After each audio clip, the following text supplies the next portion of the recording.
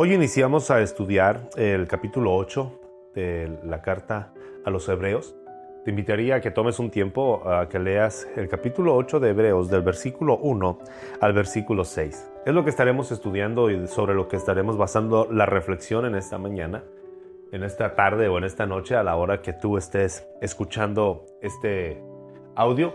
Y creo firmemente que la palabra de Dios en cada pasaje nos da una riqueza. Pero al estar hablando de Jesús y quién es Él y qué es lo que hace, y que alguien haya tomado el tiempo para escribir y reforzar nuestra fe, es algo que debemos de valorar realmente.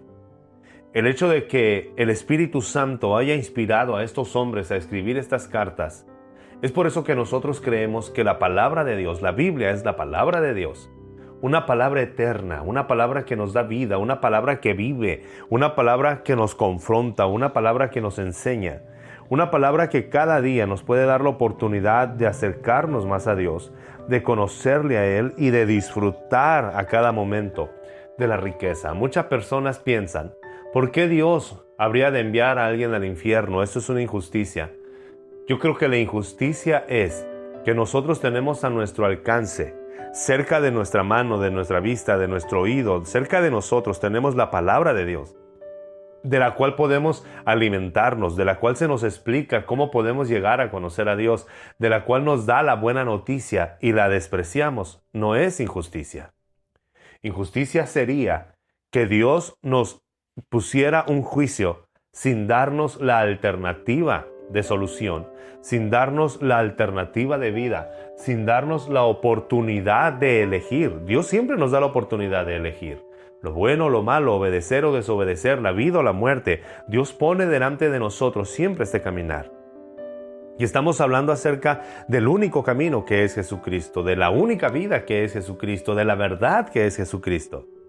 Y el escritor de Hebreos lleva todo este tiempo escribiendo y relatando, explicando, basándose en lo que los hebreos creían y en lo que los hebreos conocían. Pero no solamente era por lo que los hebreos conocían, sino que también él viene desglosando y haciéndonos ver cómo estaba estructurado el plan de Dios. Porque el versículo 6 del capítulo 8, como te repito, estamos leyendo Hebreos capítulo 8 del 1 al 6.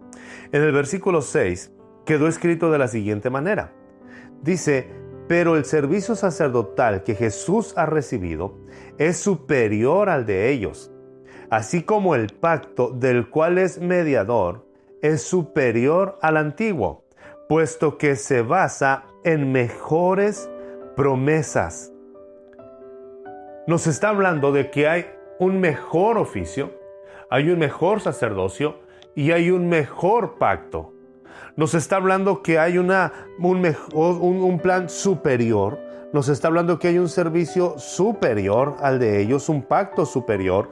Y entonces esto pudiéramos tomarlo como, entonces Dios se equivocó cuando estableció el primer pacto, cuando estableció la ley, cuando estableció los sacrificios, cuando estableció la forma en la cual habría de presentarse.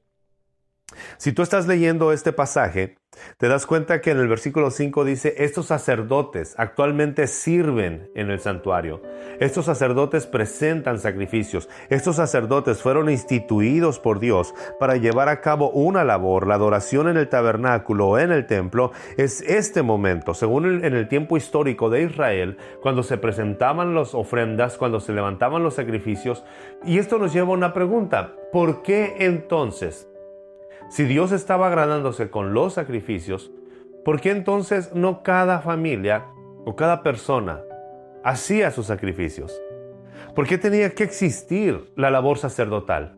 ¿Por qué tenía que haber sacerdotes? ¿Por qué tenía que haber intermediarios? ¿Por qué tenía que haber una tribu completamente consagrada al sacrificio a Dios? ¿Por qué no lo podía hacer yo en mi casa? ¿Por qué necesitaba ir al templo, al santuario, al tabernáculo? ¿Por qué necesitaba ir y presentarme delante del sacerdote y que él ofreciera mi ofrenda? Ahora dice la palabra de Dios que hay un sacrificio mejor, que hay un sacerdote mejor, porque está basado en mejores promesas. No es que la ley estaba mal, no es que el Señor cambie de parecer. Este tiempo histórico y este tiempo en el cual los sumos sacerdotes establecidos por los hombres según la tribu de Leví, ellos lo que hacían no era eterno. Simplemente esto que se hizo en el pasado era algo que nos estaba conduciendo a la forma en la cual Dios habría de revelar su plan.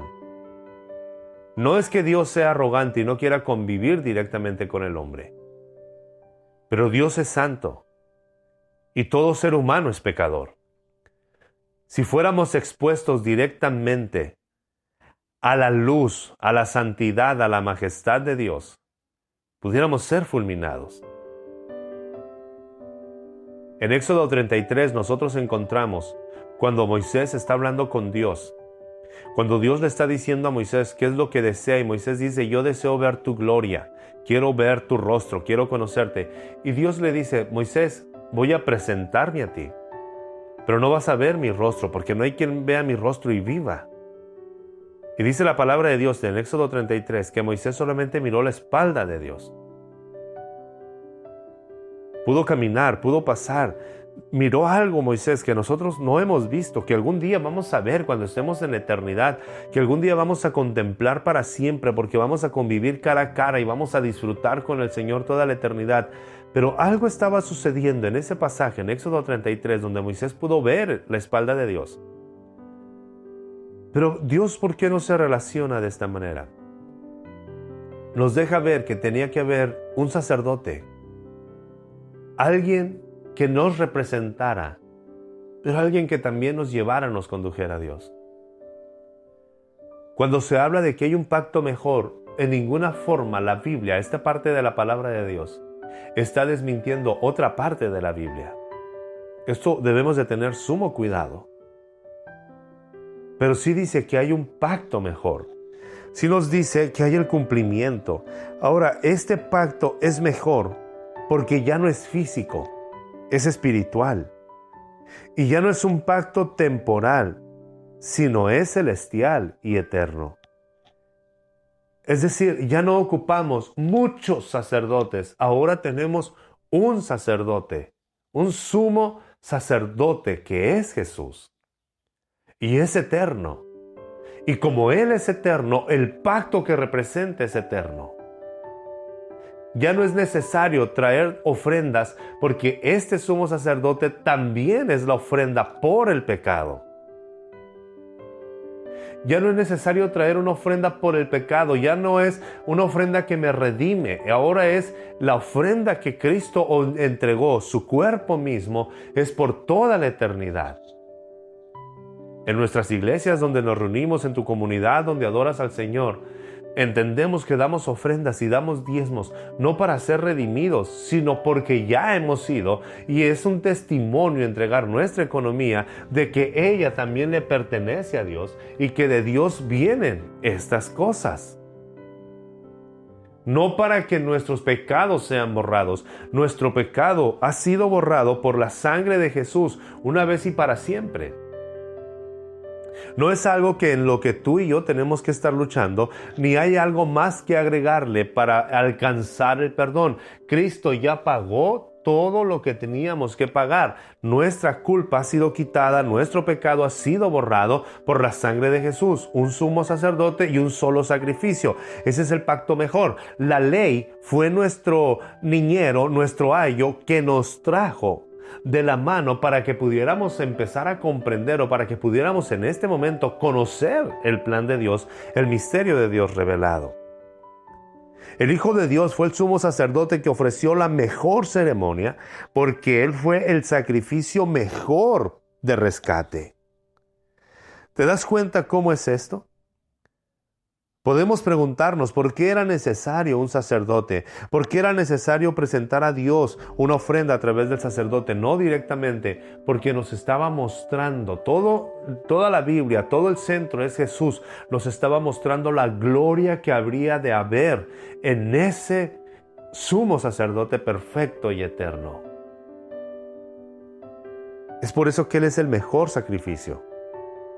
No desechamos lo anterior, sino que vivimos en un pacto mejor, porque es el cumplimiento para lo que aquello primero fue establecido, solamente una sombra de lo que habría de venir. pero hoy disfrutamos la realidad de lo que Dios está haciendo. La realidad es Cristo, el mejor sacrificio, el mejor sacerdote, la mejor ofrenda y por lo tanto mejores promesas. Mira a Jesús.